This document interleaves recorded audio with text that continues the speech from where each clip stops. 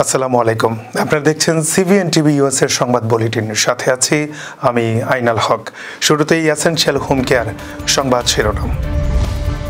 বৈধভাবে ভিসাধারীদের ক্ষেত্রে প্রযোজ্য হবে না নতুন $1 লাখ H-1B ভিসা ফি। যুক্তরাষ্ট্রের টিকটকের নিয়ন্ত্রণ মার্কিনীদের হাতে এবং যুক্তরাষ্ট্রে সামরিক হেলিকপ্টার বিধ্বস্ত, নিহত 4 সেনা।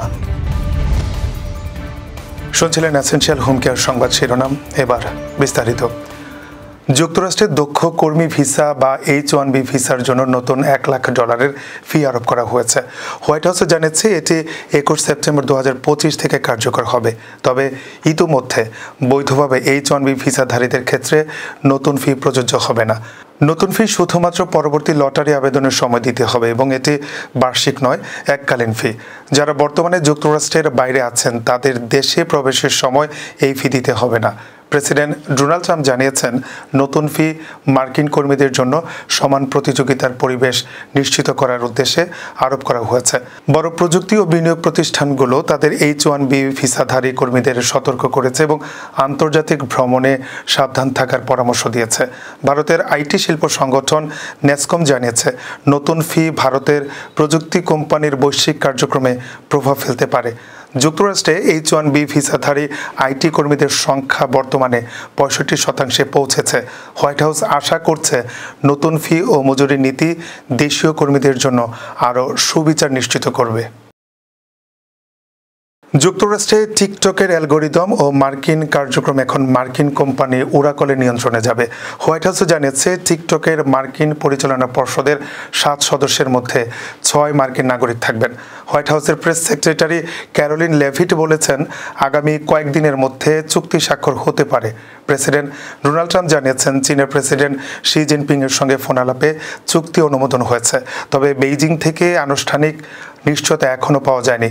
মার্কিন বিচার বিভাগ সতর্ক করেছে টিকটকের মার্কিন ব্যবহারকারীর ডেটায় প্রবেশাধিকার জাতীয় নিরাপত্তার জন্য গভীর ও ব্যাপক হুমকি তৈরি করতে পারে। চীনের পক্ষ জানিয়েছে তারা বাজার নীতি ও চীনের আইন অনুযায়ী বাণিজ্যিক আলোচনার মাধ্যমে সমাধান স্বাগত জানায়। যুক্তরাষ্ট্রের ওয়াশিংটন অঙ্গরাজ্যে নিয়মিত প্রশিক্ষণ ফ্লাইট চলাকালীন একটি সামরিক হেলিকপ্টার বিধ্বস্ত হয়ে 4 জন সেনা নিহত হয়েছেন। দুর্ঘটনায় নিহত সবাই MH-60 ব্ল্যাক হক হেলিকপ্টারের স্পেশাল অপারেশন ইউনিটের সদস্য ছিলেন। নিহতরা 160তম স্পেশাল অপারেশনস এভিয়েশনের রেজিমেন্টের সদস্য। দুর্ঘটনার পর দ্রুত উদ্ধার কাজ শুরু করা হলেও হেলিকপ্টারে আগুন ধরে যাওয়ায় কাজ বিলম্বিত হয়েছে। মার্কিন সেনাবাহিনী জানিয়েছে নিহতদের পরিচয় পরিবারের কাছে আনুষ্ঠানিকভাবে জানানো না পর্যন্ত প্রকাশ করা হবে না। হেলিকপ্টারটির সঙ্গে বিমান ট্রাফিক নিয়ন্ত্রণের যোগাযোগ কিছুক্ষণ বিচ্ছিন্ন হওয়ার পরেই দুর্ঘটনা ঘটে। মার্কিন commander lieutenant general Jonathan Braga নিহতদের পরিবার ও সহকর্মীদের প্রতি সমবেদনা জানিয়েছেন। এবার কর্ণফুলী ইনকাম ট্যাক্স সংবাদ শিরোনাম। নিউ ইয়র্কে আহলে সুন্নাত ওয়াল জামাত ইউএসের উদ্যোগে যশনে ঈদে মিলাদুন্নবী। চট্টগ্রাম বন্দরের ট্যারিফ বৃদ্ধি 1 মাস পিছালো। ফেব্রুয়ারি নির্বাচনে ভোট দিতে চান 94% ভোটার, PR বুঝেন না অর্ধেকের বেশি। এবং ইতিহাসের নতুন দিগন্ত, প্রথমবার প্রবাসীরা ভোট দেবেন ডাকযোগে। আবারও স্বাগতম সিবিএন টিভি ইউএস এর সংবাদ বুলেটিনে। শুনছিলেন কর্ণফুলী ইনকাম ট্যাক্স সংবাদ শিরোনাম। এবার বিস্তারিত।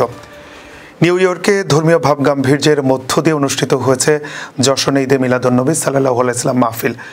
আহলে সুন্নাত ওয়াল জামাত ইউএসের উদ্যোগে গত 20 সেপ্টেম্বর জ্যাকসন হাইটসের নবান্ন পার্টি সেন্টারে এই আয়োজন হয়।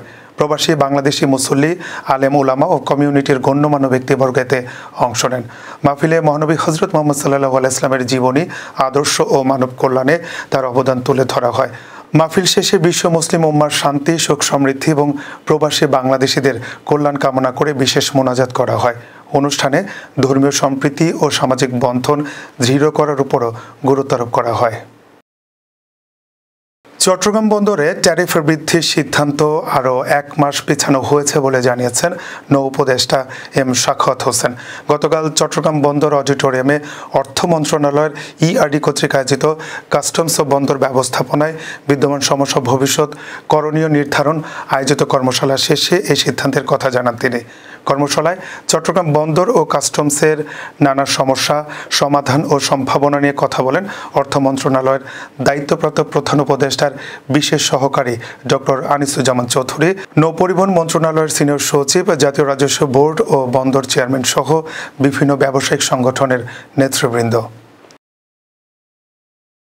ট্যারিফ নিয়ে প্রশ্ন হচ্ছে, আরও 1 মাস রিলিফ দেওয়া হচ্ছে।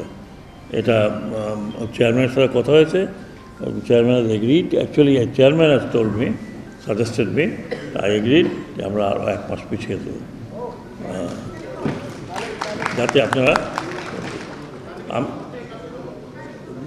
জি ভাই এখন আমাকে তো গুনতে হবে। আমি বললাম যে 1 মাস, এখন থেকে আরও 1 মাস পিছিয়ে দেবো।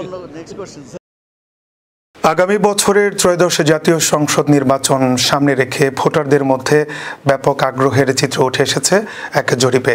এতে দেখা গেছে 94.3% ভোটার ভোট দিতে আগ্রহী। তবে সংসদের উচ্চ কক্ষে আনুপাতিক প্রতিনিধিত্ব পিআর পদ্ধতি সম্পর্কে 56% ভোটারের কোনো ধারণা নেই।